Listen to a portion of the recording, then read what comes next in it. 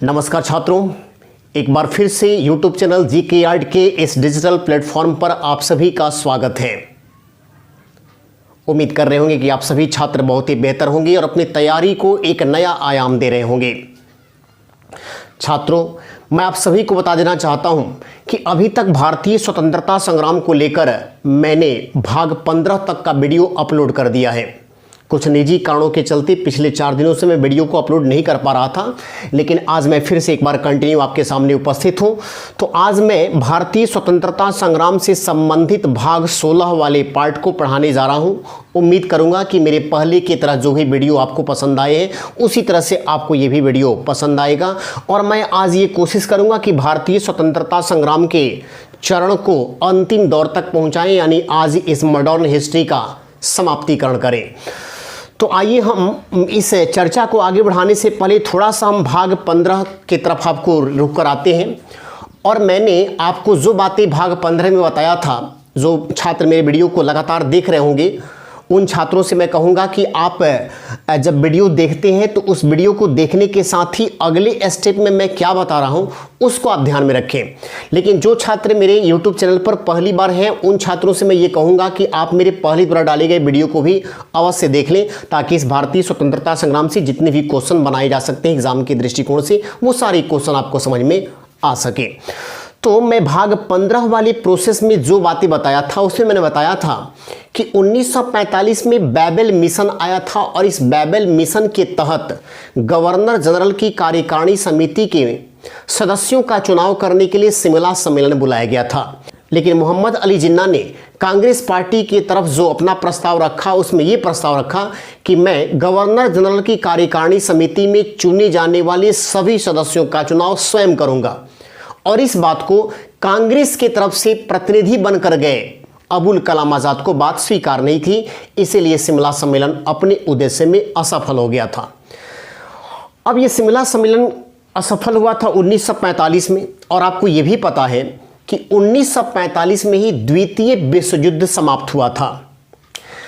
जिस समय द्वितीय विश्व युद्ध समाप्त हुआ उस समय इंग्लैंड में प्रधानमंत्री का चुनाव हो रहा था। और यदि भारत की दृष्टिकोण से बात की जाए तो 1945 में भारत में केंद्रीय विधान परिषद का चुनाव भी हुआ था। तो 1945 में जब विश्व युद्ध समाप्त हुआ उस समय 2 जगह चुनाव चल रहा था, एक भारत में जो कि इंग्लैंड का उपनिवेश था और दूसरा स्वयं इंग्लैंड में जहां पर प्रधानमंत्री का चुनाव होने वाला था। तो आइए थोड़ा सा हम पहले इस 1945 के चुनाव की चर्चा करें। 1945 में जो 2 जगह चुनाव है उसमें एक चुनाव है भारत में, और भारत में जो चुनाव है वह किसका चुनाव है, तो केंद्रीय विधान परिषद का। केंद्रीय विधान परिषद का चुनाव भारत में होने वाला है, जबकि उसी साल 1945 में ब्रिटेन के पीएम का भी चुनाव होने वाला था। अब आइए थोड़ा सा हम इसे दोनों चुनाव की चर्चा करें, और इस दोनों चुनाव में सबसे पहले हम चर्चा करते हैं भारत के केंद्रीय विधान परिषद के चुनाव की। भारत के केंद्रीय विधान परिषद के चुनाव की बात करें तो उस समय भारत में केंद्रीय विधान परिषद के तहत 102 सीटों का चुनाव हुआ था, और इस 102 सीटों में से कांग्रेस पार्टी को कुल 57 सीटों पर जीत मिली थी, सबसे बड़ी पार्टी बनकर उभरी थी। अगर हम बात करें मुस्लिम लीग पार्टी की तो मुस्लिम लीग ने इस केंद्रीय विधान परिषद के चुनाव को जीतने के बाद 3 जगह सरकार बनाई थी, जिसमें एक जगह सरकार थी उसकी सिंध में, दूसरी जगह सरकार उसकी बनी थी पंजाब में, और तीसरी जगह सरकार उसकी बनी थी बंगाल में। तो इन 3 जगहों पर मुस्लिम लीग ने सरकार बनाया, लेकिन बाकी भारत के सभी राज्यों में जिस पार्टी को सफलता मिली थी वो पार्टी कौन सी थी, कांग्रेस पार्टी। कुछ राज्यों में तो कांग्रेस पार्टी ने अपने दम पर सरकार में सफलता पाई, और कुछ राज्यों में उसने दूसरी पार्टियों के साथ गठजोड़ करके सरकार बना ली थी। तो भारत में केंद्रीय विधान परिषद का चुनाव 1945 में हुआ था, जबकि 1946 में राज्य विधान परिषद का चुनाव हुआ था। राज्य विधान परिषद के चुनाव की अगर बात करें तो उसमें थोड़ा सा मुस्लिम लीग पार्टी को सफलता अच्छी खासी मिली थी, क्योंकि प्रांतीय विधान परिषद चुनाव में मुस्लिम लीग एक अच्छी पार्टी बनकर उभरी थी। कांग्रेस पार्टी तब भी एक बड़ी पार्टी थी, लेकिन वहां पर अगर हम कांग्रेस और मुस्लिम लीग की सफलताओं का अनुपात देखें तो मुस्लिम लीग की सफलता भी बहुत अच्छी थी। लेकिन केंद्रीय विधान परिषद के चुनाव में तो मात्र 3 ही जगह सरकार बन पाई थी, बाकी सभी जगहों पर केवल किसकी सरकार बनी थी? कांग्रेस पार्टी की। अब आइए थोड़ा देखते हैं ब्रिटेन के पीएम के चुनाव के बारे में। अगर 1945 के द्वितीय विश्व युद्ध के समय की बात करें तो द्वितीय विश्व युद्ध के समय जो इंग्लैंड के पीएम थे वह थे उस समय विंस्टन चर्चिल। Winston Churchill. तो विंस्टन चर्चिल जिस पार्टी के प्रधानमंत्री बने थे वह पार्टी थी कंजर्वेटिव पार्टी। Conservative party. तो कंजर्वेटिव पार्टी के टिकट पर विंस्टन चर्चिल प्रधानमंत्री का चुनाव जीते थे और चुनाव जीतने के बाद वह वहां के प्रधानमंत्री बने थे। सेकेंड वर्ल्ड वॉर के समय इंग्लैंड के पीएम यही थे। लेकिन जब 1945 के चुनाव की घोषणा होती है प्रधानमंत्री के लिए तो एक बार फिर से कंजर्वेटिव पार्टी ने विंस्टन चर्चिल पर ही भरोसा जताया और दोबारा विंस्टन चर्चिल को ही प्रधानमंत्री पद की दौड़ में शामिल किया। इधर कंजर्वेटिव पार्टी के अगेंस्ट जो पार्टी चुनाव लड़ रही थी वह पार्टी थी लेबर पार्टी। और लेबर पार्टी की तरफ से जो प्रत्याशी चुने गए थे उनका नाम था क्लीमेंट एटली। क्लीमेंट एटली विंस्टन चर्चिल के खिलाफ प्रधानमंत्री के चुनाव में 1945 में खड़े थे लेबर पार्टी की तरफ से। इस चुनाव से पहले क्लीमेंट एटली अपने पार्टी का एक घोषणा पत्र जारी करते हैं और जो घोषणा पत्र जारी करते हैं उसमें यह कहते हैं अगर मैं सत्ता में आता हूं तो सत्ता में आने के बाद सबसे पहले भारतीयों की समस्याओं की सुनवाई करूंगा। भारत में जो संवैधानिक गतिरोध उत्पन्न हुआ है या भारत में जो प्रशासनिक असुविधाएं हैं उन असुविधाओं को दूर करते हुए हमारी पार्टी भारत को स्वतंत्रता प्रदान कर देगी। इस तरह से भारत को स्वतंत्रता प्रदान करने की बात को सबसे पहले जिस पार्टी ने अपने चुनावी घोषणा पत्र में जारी किया वह पार्टी थी कौन? Labour party. और चुनाव के बाद जो परिणाम आते हैं उस परिणाम में लेबर पार्टी के नेतृत्व में क्लीमेंट एटली शानदार सफलता हासिल करते हैं और पूर्ण बहुमत के साथ इंग्लैंड के ये प्रधानमंत्री बनते हैं। अब प्रधानमंत्री बनने के बाद जो भी उनका वादा था चुनावी घोषणा पत्र में उस वादों को अब पूरा करने का समय आ गया था और इसी के तहत क्लीमेंट एटली ने भारत में प्रशासनिक समस्याओं को दूर करने के लिए संवैधानिक गतिरोधों को दूर करने के लिए सबसे पहले एक मिशन तैयार किया जिस मिशन को हम कहते हैं कैबिनेट मिशन। कैबिनेट मिशन जो कि क्लीमेंट एटली के द्वारा फरवरी 1946 में गठित की जाती है।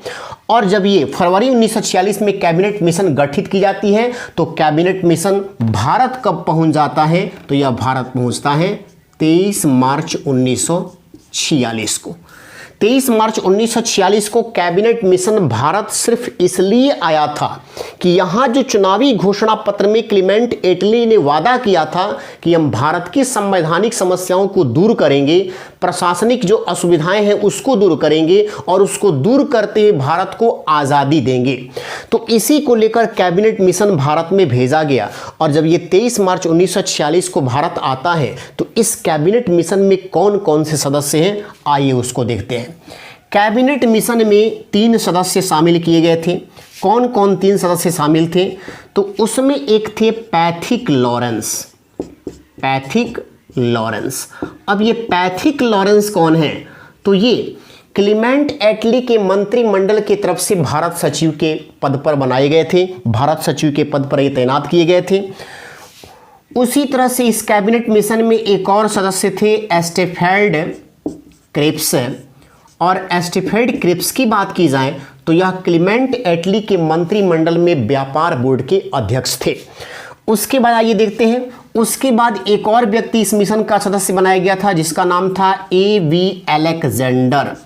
ए.वी. अलेक्जेंडर और ये क्लीमेंट एटली के मंत्रिमंडल में नौसेना मंत्री के पद पर तैनात थे। इस कैबिनेट मिशन का अध्यक्ष बनाकर भेजा गया था एस्टेफेल्ड क्रिप्स को। यह कैबिनेट मिशन के अध्यक्ष थे। कैबिनेट मिशन भारत कब आया था? 23 मार्च 1946 को। जब ये मिशन भारत आता है तो भारत आने के बाद भारतीय गतिरोधों पर, जो भारत की गतिरोध था प्रशासनिक चीज़ों को लेकर और संवैधानिक चीज़ों को लेकर, इन दोनों पर बहुत ही गहन तरीके से विचार विमर्श करता है भारत के राष्ट्रीय पार्टियों के साथ।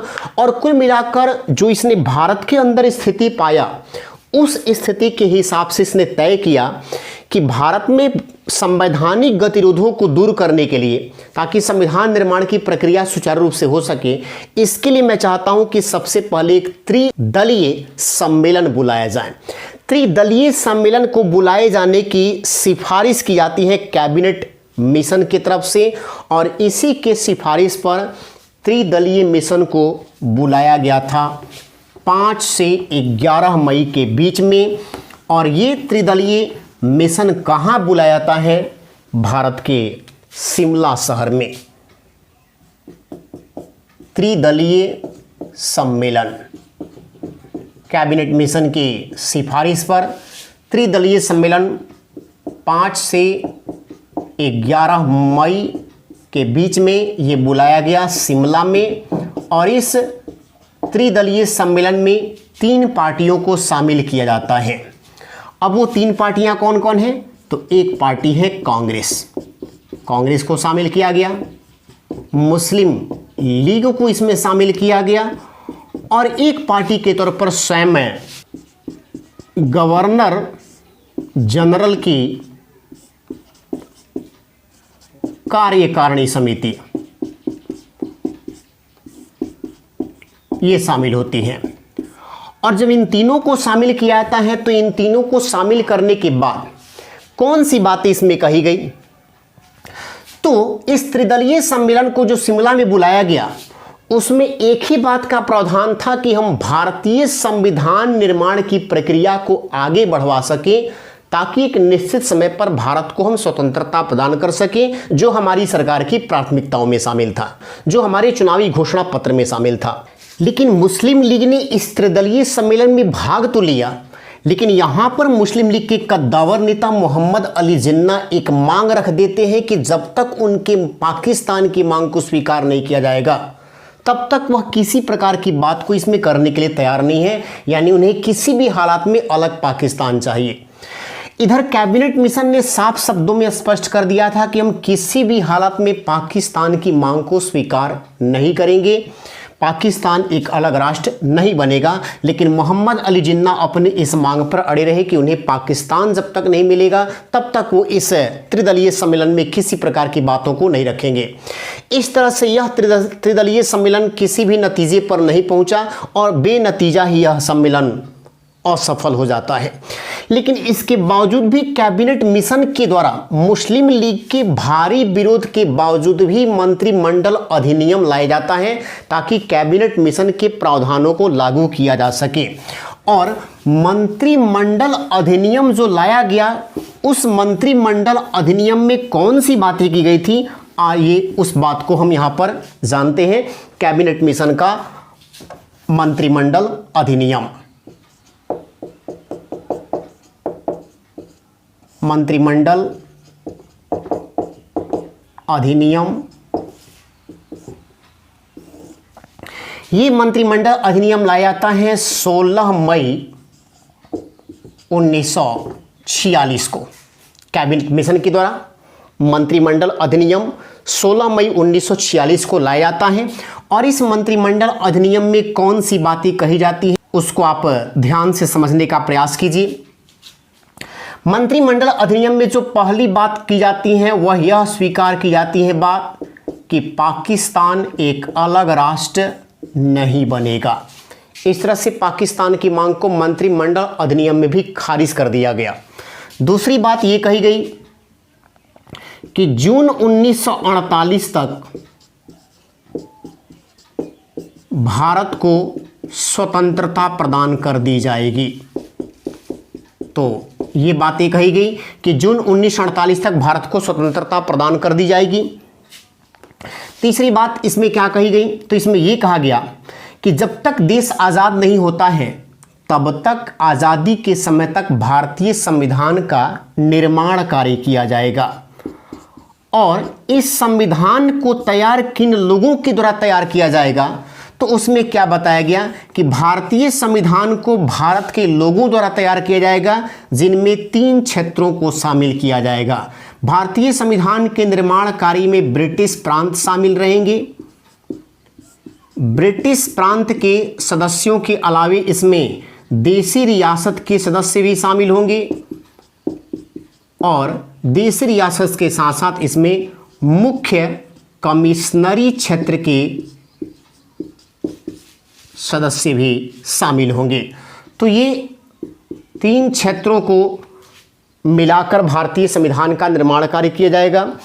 ब्रिटिश प्रांतों से 292 सदस्य चुने जाएंगे, देशी रियासतों से 93 सदस्य चुने जाएंगे और मुख्य कमिश्नरी क्षेत्र से 4 सदस्य चुने जाएंगे, यानी कि 389 सदस्य होंगे भारतीय संविधान का निर्माण कार्य करने के लिए।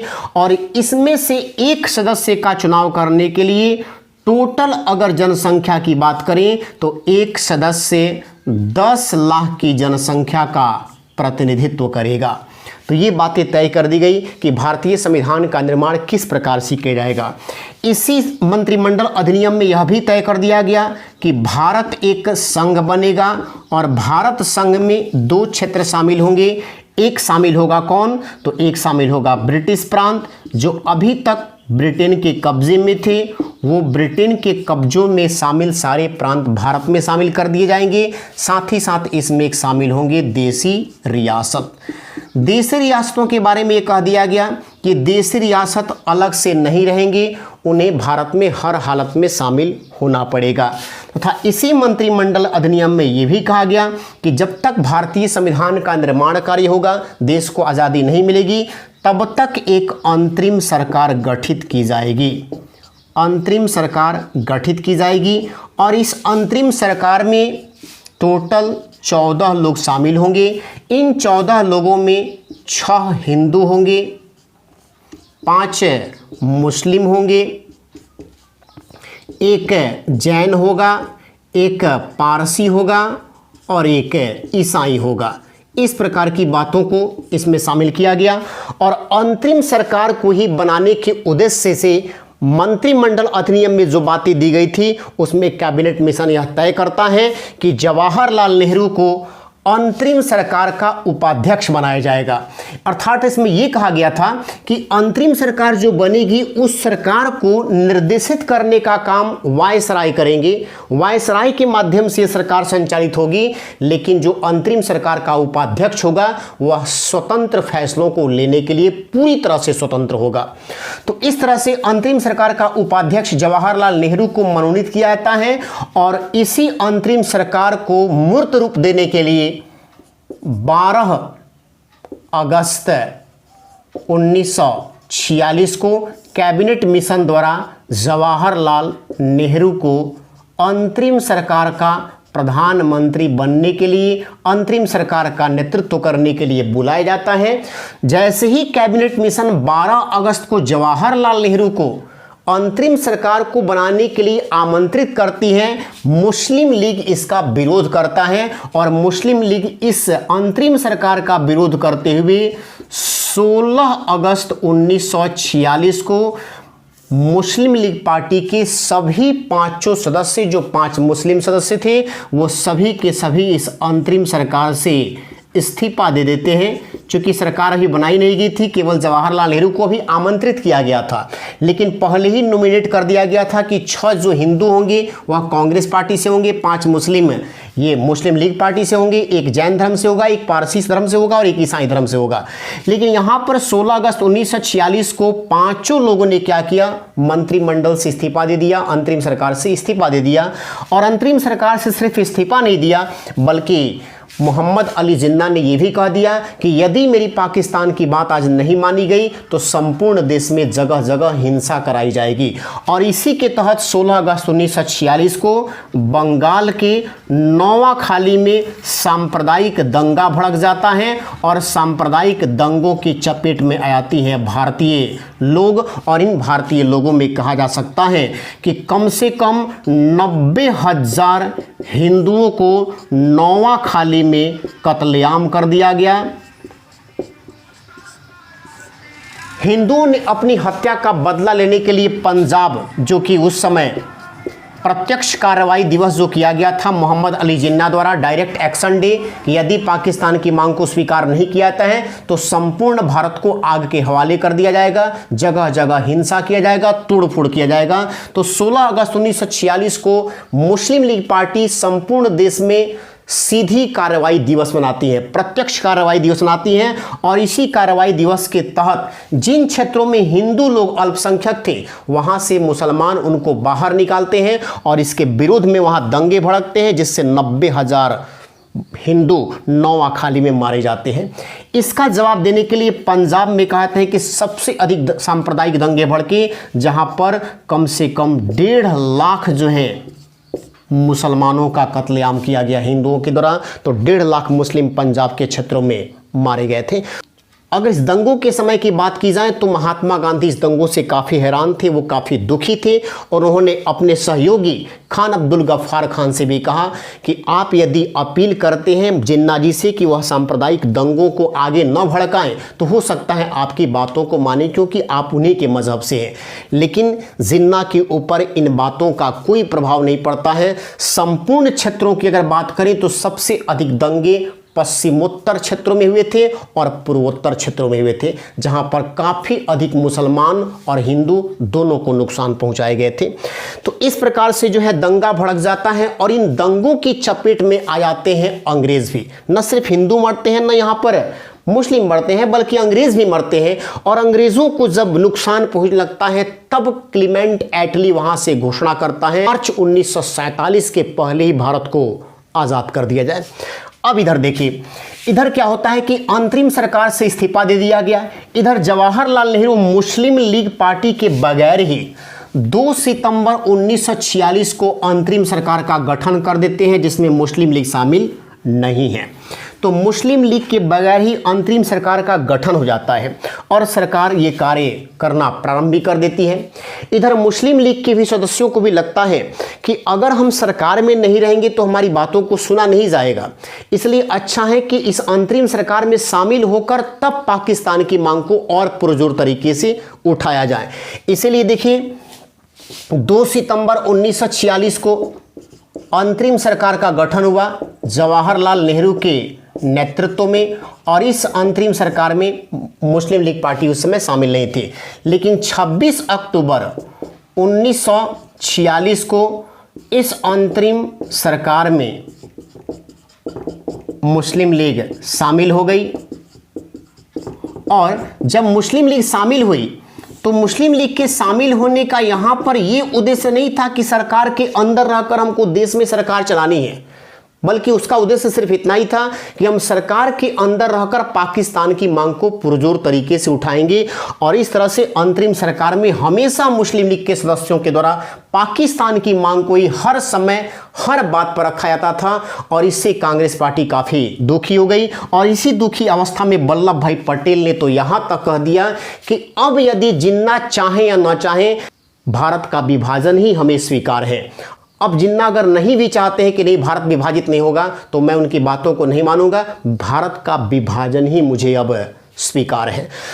और यह भी कारण था कि 9 दिसंबर 1946 को संविधान सभा की पहली बैठक हुई थी। आपको पता है कि संविधान सभा की प्रथम बैठक 9 दिसंबर 1946 को बुलाई जाती है भारतीय संविधान का निर्माण कार्य आगे बढ़ाने के लिए। और इस संविधान सभा की प्रथम बैठक का बहिष्कार करती है कौन सी पार्टी? मुस्लिम लीग पार्टी। उसका साफ साफ शब्दों में कहना था कि मुझे भारतीय संविधान को बनाने में किसी प्रकार की कोई रुचि नहीं है, मैं भारतीय संविधान के निर्माण कार्य में भाग नहीं लूंगा, मुझे अलग पाकिस्तान चाहिए। तो ये जो है 9 दिसंबर 1946 को संविधान सभा की प्रथम बैठक में इसका विरोध की जाती है। और परिणाम ये होता है कि कांग्रेस पार्टी भी अब आजिज होकर फरवरी 1947 में तत्कालिक गवर्नर से यह मांग करती है कि इस अंतरिम सरकार से मुस्लिम लीग के सदस्यों को बर्खास्त कर दिया जाए, इनको हटा दिया जाए। अब देखिए, इनको हटाने की मांग कांग्रेस पार्टी द्वारा कर दी जाती है फरवरी 1947 में, क्योंकि वल्लभ भाई पटेल भी कह चुके थे कि अब यदि जिन्ना नहीं भी चाहेंगे कि भारत का विभाजन न हो तो भारत का विभाजन किया ही जाएगा। इस तरह से आगे देखिए अब क्या होता है।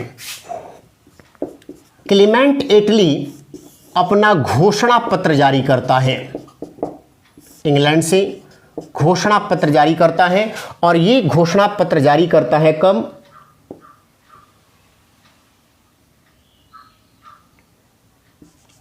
20 फरवरी 1947 को।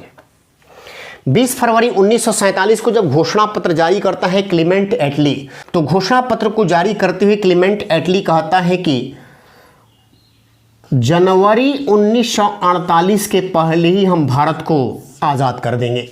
जनवरी 1948 के पहले इंडिया को आज़ाद कर दिया जाएगा। यह घोषणा पत्र जारी किया गया 20 फरवरी 1947 को।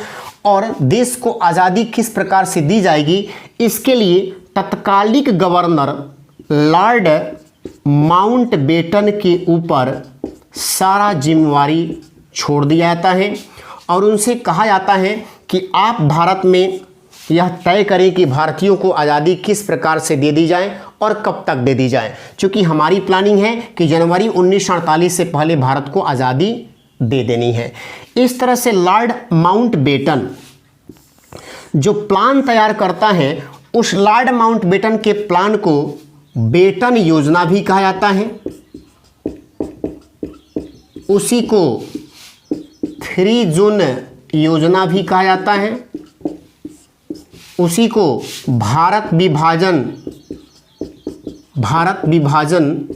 योजना भी कहा जाता है और उसी को भारत स्वतंत्रता अधिनियम भी कहा जाता है।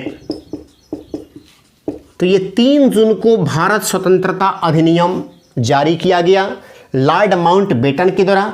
और लॉर्ड माउंटबेटन भारत को आज़ादी लेने के लिए जो प्लान तैयार किया था, उसमें वो कौन सी बातें करता है, तो वो कहता है कि भारत को आज़ादी तो हम बहुत जल्द अब दे देंगे। बहुत जल्द देने का मतलब ये है कि हम जनवरी 1948 से पहले ही भारत को आज़ाद कर देंगे, लेकिन आज़ादी से जस्ट पहले भारत को 3 टुकड़े में किया जाएगा।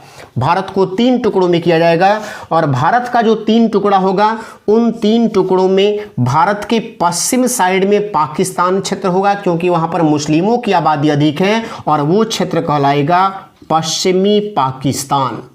पश्चिमी पाकिस्तान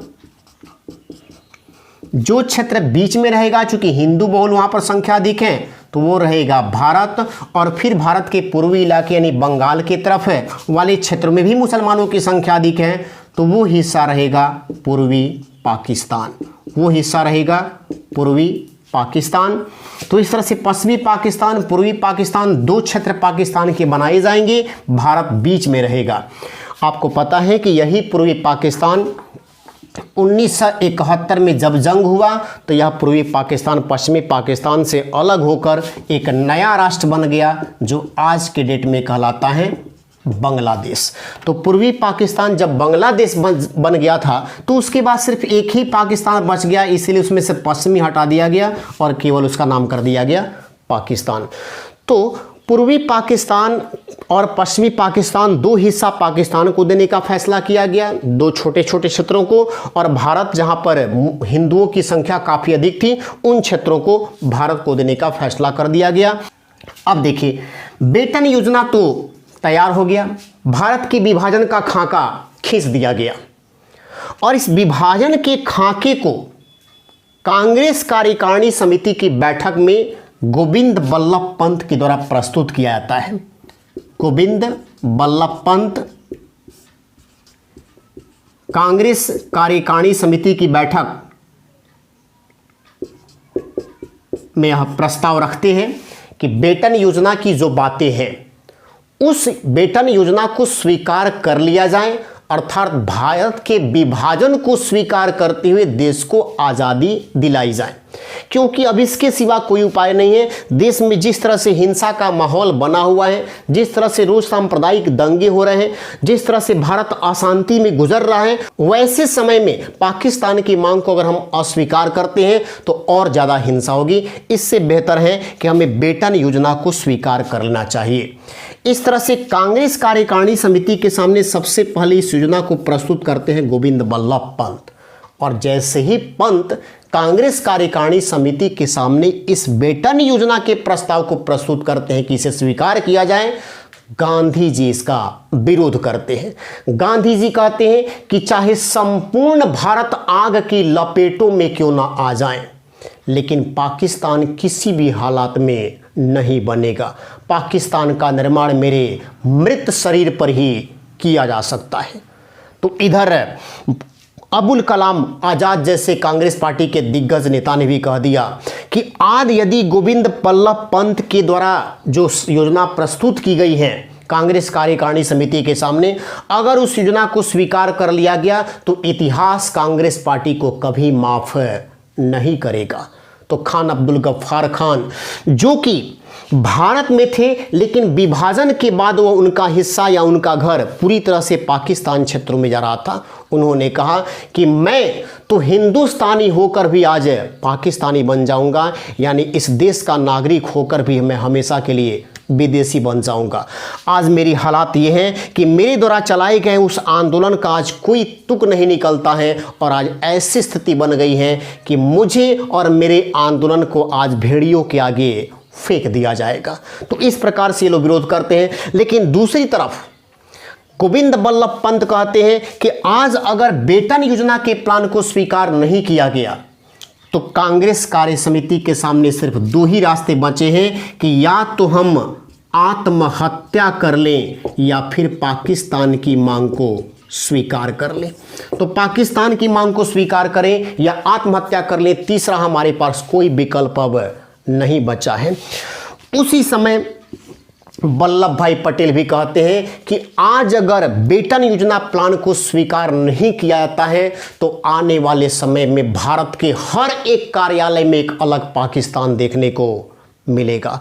तो नेहरू जी ने भी कहा कि यह एक ऐसा सिरदर्द हो चुका है जिस सिरदर्द से मुक्ति पाने के लिए सिर कटवाना ही बेहतर है, यानी किसी भी हालत में पाकिस्तान अलग होना ही चाहिए। अगर नहीं हुआ तो देश टुकड़े टुकड़े में बंट जाएगा। इस तरह से माउंटबेटन के प्लान को गोविंद बल्लभ पंत के द्वारा जब प्रस्तुत किया गया कांग्रेस कार्यकारिणी समिति के सामने, तो कांग्रेस कार्यकारिणी समिति ने उसको स्वीकार कर लिया, और स्वीकार करने के साथ ही 14 अगस्त 1947 को पाकिस्तान को आज़ादी दे दी गई। पाकिस्तान आज़ाद हो गया। जबकि भारत की बात की जाए तो 14 अगस्त के मध्य रात्रि में यानी 15 अगस्त 1947 को भारत आज़ाद हो गया।